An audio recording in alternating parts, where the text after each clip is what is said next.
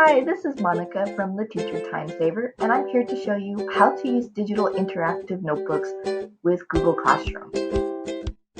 First, you'll need to create a free Google Classroom where you can upload your assignment. Second, you'll need to create a digital lesson, or you can search on Teachers Pay Teachers, which I will be demonstrating. Here's my store, the Teacher Time Saver, with digital and printable lessons, which you can find under custom categories. Online resources upload straight to your Google account, which I'm going to demonstrate with my free energy unit on Power, Work, and Force. Third, you'll want to upload your link to Google Classroom.